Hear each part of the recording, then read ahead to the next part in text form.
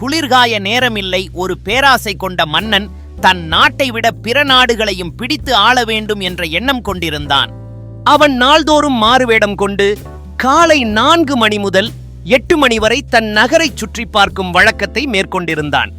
ஒரு நாள் அதிகாலையில் சருகு அரித்துக் கொண்டிருந்த ஒரு மூதாட்டியை கண்டான். அவளை பார்த்து, பாட்டி, என்ன செய்கிறாய் என்று கேட்டான் அரசன். அதற்கு மூதாட்டி, குளிர்காய சருகு அரிக்கிறேன் என்றாள். அதற்கு மன்னன், இதுவரை எவ்வளவு சருகு அரித்திருக்கிறாய் என்று கேட்டான். இதுவரை 42 மூட்டை என்றாள். மன்னன், நானும் 20 நாட்களாக பார்க்கிறேன். காலமெல்லாம் நீ சருகு அரித்துக் கொண்டிருக்கிறாயே தவிர ஒரு நாளாகிலும் நீ குளிர்காய்வதை நான் பார்க்கவில்லையே என்றான்.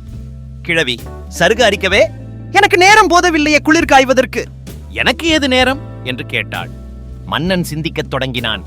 காலமெல்லாம் பொருளை தேடி தேடி பொருளை சேர்த்து வைக்க மக்கள் முயற்சிக்கிறார்களே தவிர சேர்த்து வைத்த பொருளில் சிறிது கூட அனுபவிக்காமல் மேலும் மேலும் சேர்த்து கொண்டே சாகிறார்களே என வருந்தினான். சருகு அரிக்க நேரமின்றி தீக்காய நேரமில்லா தன்மை தன் நாட்டு மக்களிடம் இருப்பது கண்டு மன்னன் மேலும் வருந்தினான். வருந்தி என்ன செய்வ? மன்னனின் கதையும் இதுதானே. தன் ஆட்சியில் இருக்கும் நாட்டை செம்மைப்படுத்தி திருத்தி ஆள வேண்டும் என்று எண்ணாமல் மேலும் மேலும் நாடு பிடிக்க பேராசை கொண்டு முயல்வது. இதுதான் உலகம்.